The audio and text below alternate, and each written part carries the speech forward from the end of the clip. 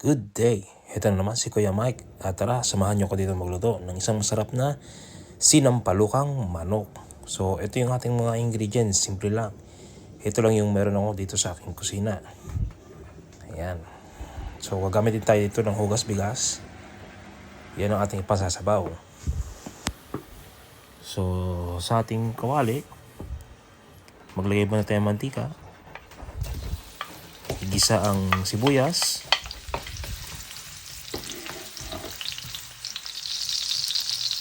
Sinod natin ang ating bawang.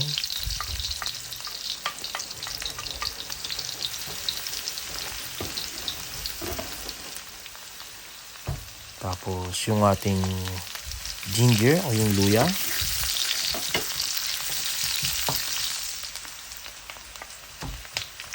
Sinod natin yung kamatis.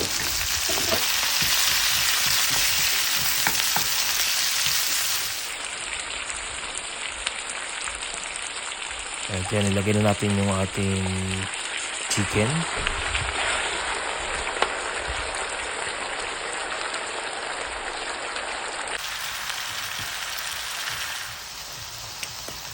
Dito ilalagyan ko siya ng patis.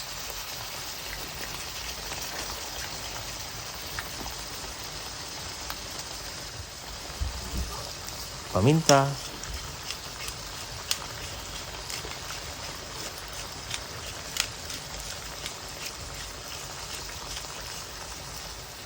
At hahaluin lang natin siya ng ayos hanggang sa medyo maluto yung ating chicken.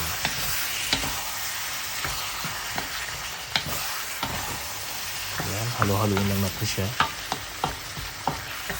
para hindi manikit dun sa ilalim. Okay, pag lumabas na yung salsa ng ganyan, pwede na natin ilagay yung ating pinaghugasan ng bigas.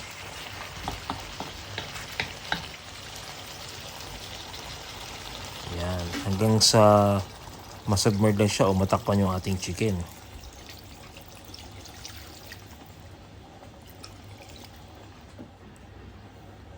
Okay, so takpan natin at ating antayin kumulo.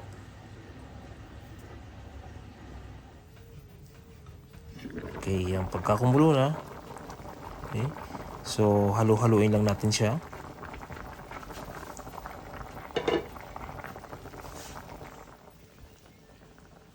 At dito, pagka okay na, lagyan natin yung ating gabi o yung taro. Tapos dito, naglagay na rin ako ng sinigang mix. Ito yung gagamitin nating pampaasim.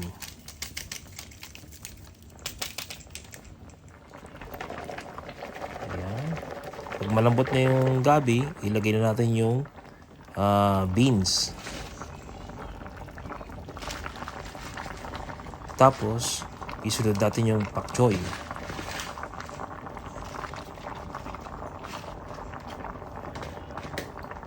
Ayan. So, makalipas ng ilang minuto, lagyan natin siya ng sili, no? Kasi luto na yung ating pak choy. Yung last na lang natin nalagay yung sili. Para mamaya medyo anghang naman tayo ng konti. Ayan.